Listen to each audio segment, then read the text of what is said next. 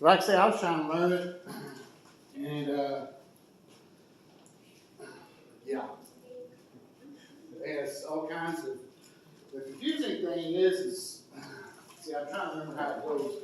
Now the keys go like A, B, C, D, or E, and then start over again, all across the whole board. And anyway, and plus I was just like kind of like my typing. You know, you see people that can type, and I'm like picking. Yeah. And but yeah, if you would take and open your Bibles to, they messed my itinerary up on here. They got my sermons backwards. They put out preaching this evening out of John 9, but actually I preached that this morning. This evening, we're reading out of Acts chapter 9. And it's a similar event to what Jesus went through. And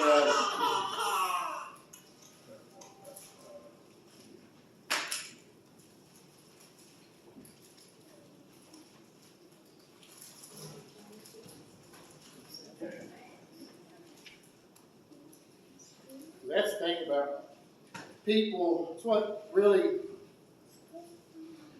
you know, I look at religions in general. Me and Ricky was talking about this morning. And, you know, they act like Christianity is a real easy, you know, made up religion. Some people, oh, it's blah, blah, blah, you know. But the fact is, I look at most modern religions, and one of them is, you know, the Church of Latter-day Saints. And I kind of find it hard how people actually follow Joseph Smith, not taken away from him, but I am. Because their ruler, the guy that God, it says God, Jesus came to him and talked to him and told him the Bible was corrupt and he needed to straighten it out. And well, anyway, when he was named an apostle, Joseph Smith decided that it was okay. God told him he needed to have more than one wife.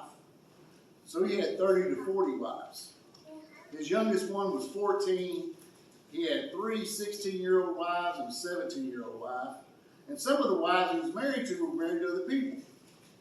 And so I'm like, okay, this sounds like a real religion I want to get into right here. You know, this guy's the one that's supposed to be telling the word. God's supposed to be speaking to him directly, and he can't live a solid life. And then I didn't know that he was assassinated. And it's like, it's just, when you read his life, it's just like, how do people follow this guy? You know, and then like people like him bash our Bible saying it's not true, it's corrupt. But the story I'm fixing to read here is like Jesus this morning, you know, just healing the blind man. He gets mocked, and not as much as the blind man that received the miracle. The miracle was blessed to the blind man, and yet everybody shunned him for being healed. In Acts chapter 14, at Iconium, Paul and Barnabas went as usual into the Jewish synagogue. There they spoke effectively that a great number of Jews and Gentiles believed. But the Jews who refused to believe stirred up the Gentiles and poisoned their minds against their brothers. Now, doesn't that sound like today's society? You see somebody on the news, and the first thing they do is publicly attack you, and it's all mostly lies. They just make up lies just trying to hurt you. And the thing about it is, if I told you, without knowing, if I told you something, just say, off the top of my head, say Tony Romo, well-known quarterback for the Cowboys. Just say that he was a compulsive shoplifter. If I was to say that and tell people, they probably believe it until they research and everything else. As soon as they hear something, they're going to believe it. And that's what these Jews are doing, because, like I say, the traditional Jews, there's some Jews that believe in Jesus, and there's some Jews that think Jesus was just a man. They say he was a very smart man that came to this world and just made an impact on it. Well, I'll get back on that here in a minute. And so anyway, so Paul and Barnabas spent considerable time there, speaking boldly for the Lord, and confirmed the messages of the grace by enabling them to do miraculous signs and wonders. The people of the city were divided. Some sided with the Jews, others with the apostles. There was a plot afoot among the Gentiles and the Jews. Together they were their leaders to mistreat them and stone them. And but they found out and fled to, I read this earlier, the cities of Lystra and Debris, I can't say it, and the surrounding country, where they continued to preach the good news. Okay? In Lystra, there was a man crippled in his feet, who was lame from what? Birth. Same thing this morning, lame from birth. Never been able to walk a day in his life. And had never walked. He listened to Paul as he was speaking. Paul looked directly at him and saw that he had faith to be healed, and called out, "Stand up on your feet." At that, the man jumped up and began to walk. Okay, now I'm going to show you tell you the amazing power of Jesus. Because they're using God's power. It's nothing Paul's doing. It's nothing Barnabas is doing. This is something they're going through God. Through God. It's going through their body to them. Because what happens when you go have a surgery, like on your leg? You stand up and start walking? No, you go to what? Rehab. You go to rehab. You got to go through all this stuff. Walking on, holding little poles and everything else. And you got to go through all that. But what does it say here? Does it say he got up and went to rehab? No, it says he got up and what? Walked. Instantly, he knew how to walk. God, I don't know if y'all know too much about stroke victims, but stroke victims is like a baby. When a baby's laying there and they're moving their hands, and their mind, their brain is programming their body on how to move arms and legs and everything else. And throughout life, you know that how much weight, when you know what's in this, you know how much weight pressure to grab it to pick it up. Because sometimes you grab a cup and somebody's going to drink your drink and you think it's something in there, you grab it, it's empty, you was expected to be full. And now it's empty, so you grab it in a different fashion. But your mind knows how to grab stuff. Well, once you have a stroke, your mind has to be retrained, reprogrammed back into that.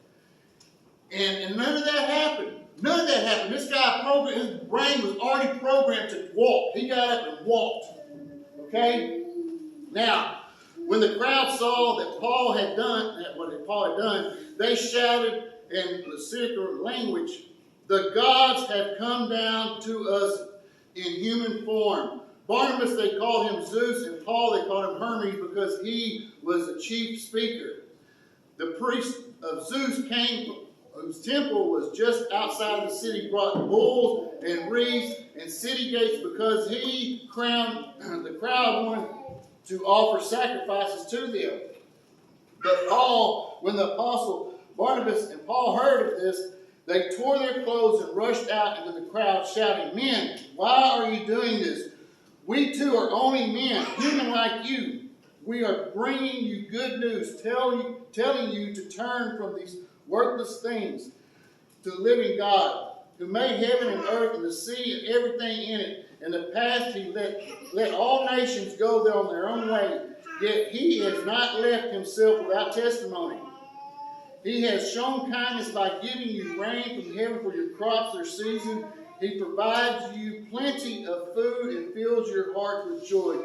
And even with these words, they had difficulty keeping the crowd from sacrificing to them. Now, this is a group of men. They're speaking in a foreign language.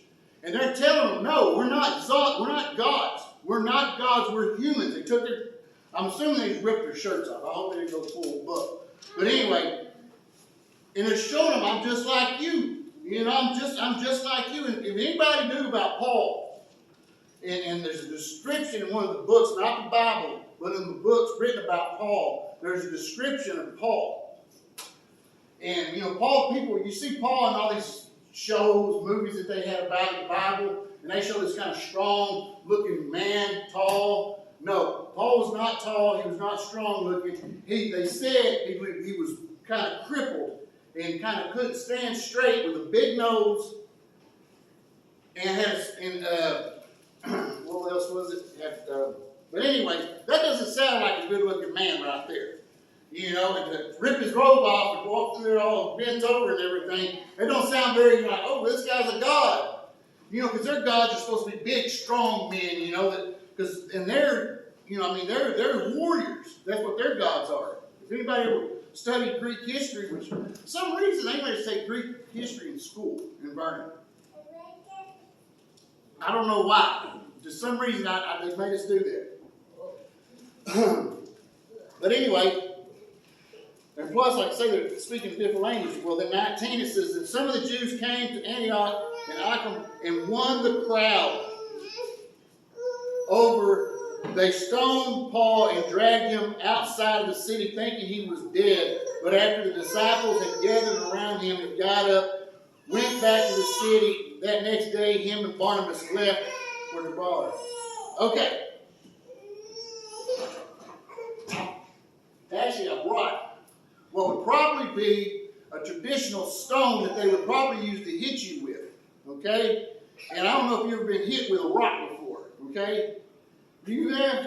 I have been hit by plenty of rocks. Okay? Trust me, as a kid, outside playing all the time, rocks got flung. And plus, snowball fights, we used to do all kinds of stuff. We put rocks inside the snowballs. We freeze the snowballs. I mean, we do all kinds of stuff to hurt you. This is basically about the size of rock they would throw. And they hit Paul with these things until they thought he was dead. And this is a blunt object, okay? This is really going to hurt. No matter where you get hit at, this is going to hurt and leave a mark. Well, they thought Paul was dead. So they just drug him out there and left him. Okay. Now, where I'm getting at when I talk about the Church of Latter-day Saints, their God, the one that's supposed to lead them, their apostle, decided that he needed to have pleasurely or earthly pleasures. So he took on 30 to 40 wives. Okay? Because that's what he needed. He needed 30 to 40 wives. Why? Because apparently he had lust of the flesh. And I don't know about you, but in this Bible, it's a sin. Okay? It's a sin to have lust of the flesh. Especially to have more than one wife.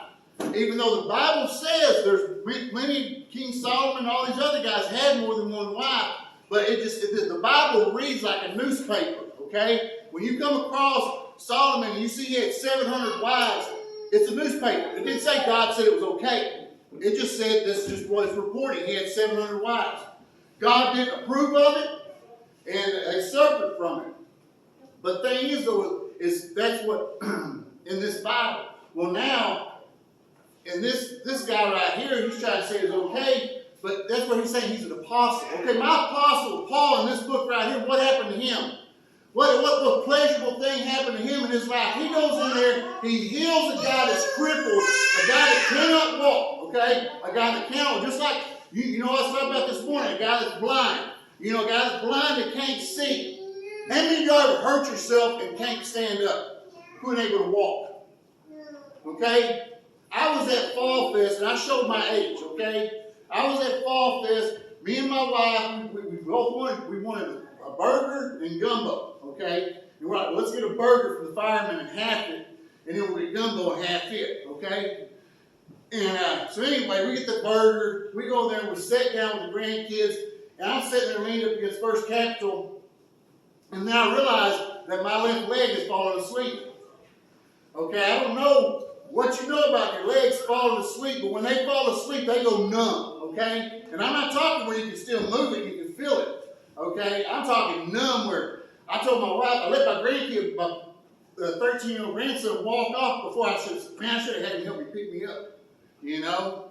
Well, Jennifer, she's like, just use the building. And so I'm like, okay. So I turn over, I get on my knee and get this right leg up first, and I push myself up. Well, then I'm standing, and I should just test it to see what my left leg would do. I put some weight on it, and it just buckled like that. You know, I didn't fall, and I braced myself. But that's the thing, is, you know, I'm showing my age now, okay? Legs going to sleep. Used to have real good circulation. But the thing I'm getting to, though, is this guy was crippled, and he wasn't able to walk, okay? I sprained my ankle, wasn't able to walk plenty of times before.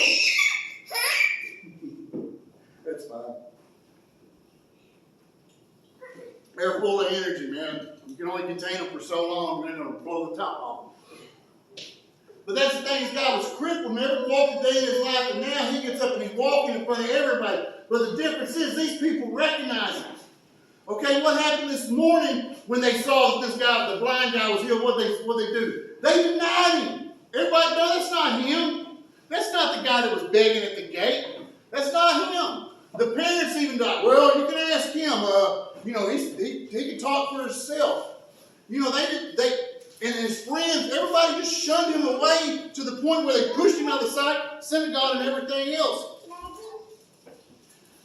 And this guy, and I say this guy was blind, and now you can see this guy is healed from being crippled. And what do? They want to have a party. They want to roast and all this. But the thing is, though, is they're doing it to the wrong God. They're wanting to sacrifice to the god of Zeus and Hermes and the Greek gods. Okay? And Paul and them were like, no, you cannot do this. You're not going to celebrate another god in my honor. You're going to celebrate my God in my honor. My God.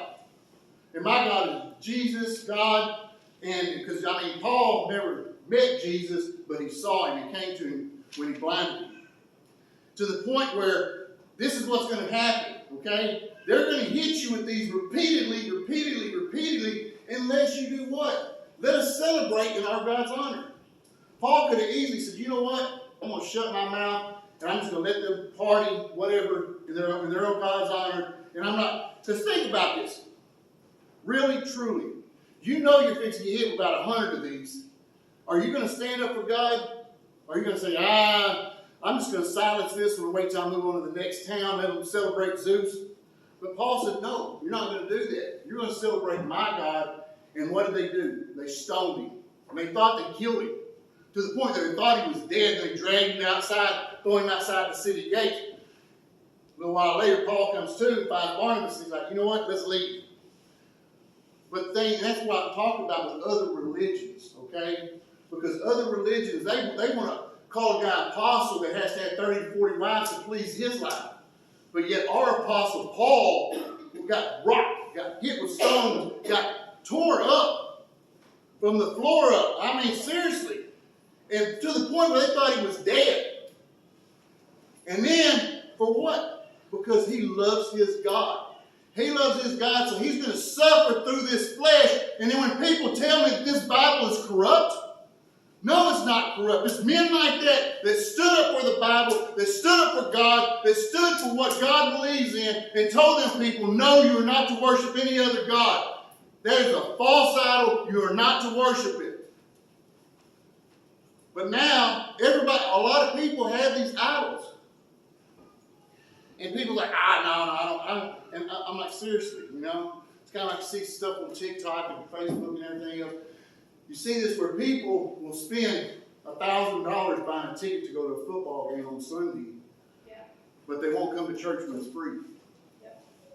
They'll praise that guy dancing around in the end zone, doing his little celebration, whatever little dance he's doing, or makeup, or whatever clown-like figures that he does in that end zone. They'll pay thousands of dollars to see that. They'll spend time after time watching him on television, but they won't come to church when it's free. They won't come. And so tell me, who is their idol? Who is their God? Is the Dallas Cowboys your God? Because they got beat today. And that's the thing. That's what people do. That's what these people out here did. They say, we want the blessings, but we want to worship Zeus. We want to worship Hermes. We want to worship all these other gods. And that's sad when you have to have gods to do this, to do that, to do this, to do that. We have one God.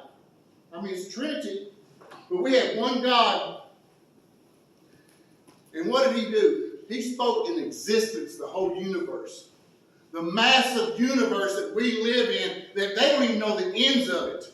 They don't know the ends of the universe from the bottom of their foot. Okay?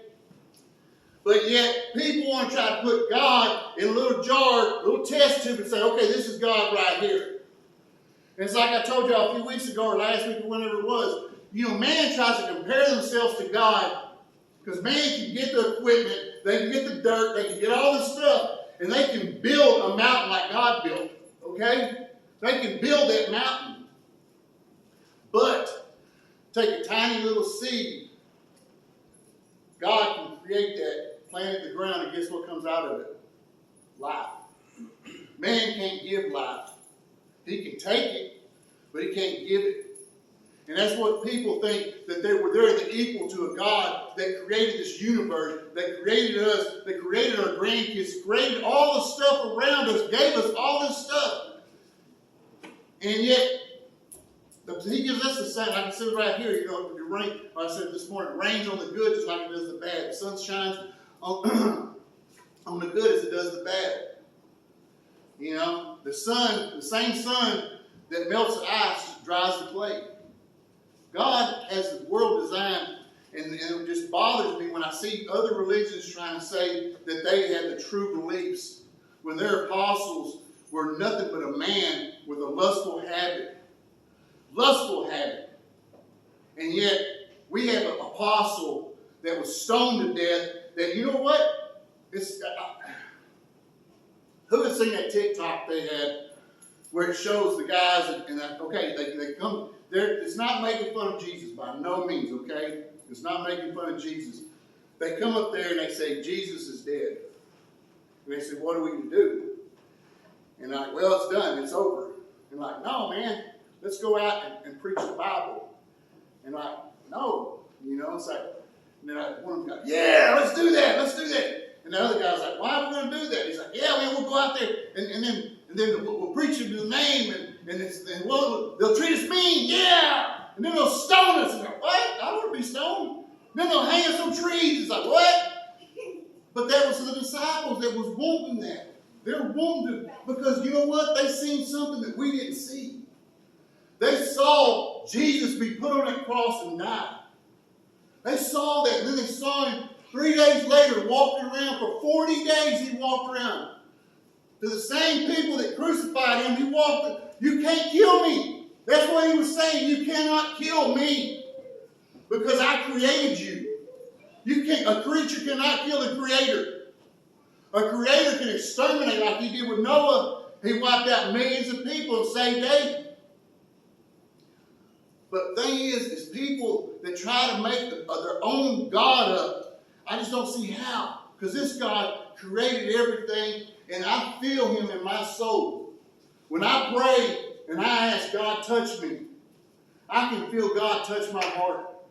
I can feel his love inside of my heart. And that's because I open myself up to him. And that's what we have to do. We have to be willing to open ourselves up to him. And sometimes you're going to be around people that's going to make you feel uncomfortable, but they're not going to stone you to death, okay? They're not. But they can do like they did Charlie Kirk. Use a bullet. Use a bullet. I don't know about that little Ukraine girl that got stabbed. What hurt, but that just shows how the devil works on people. The devil will take anything away to hurt God's children, okay? He will do whatever it takes. And that's what people don't realize, that all these people here that were stoning the guy, the same people that were telling this blind guy this morning that, they ran him out of the synagogue, all these people, guess who was in their ear? The devil. Jealousy. Because they didn't want to admit Jesus was real. They wanted their own. Now, you can't say that because our Jesus is supposed to be a warrior. Our Bible says where Jesus came down and was a warrior. He came down and captured Rome and took Rome over. No, our Jesus came down meek. The next time he comes down, guess what he's going to be? A warrior. And but the thing is that's the kind of God that I look forward to meeting, is someone that was, and I want to know that I had to sacrifice some things in my life.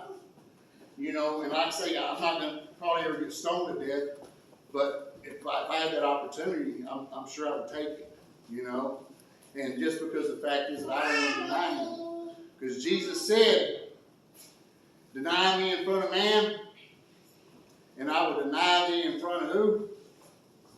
My Father. Would bow your heads.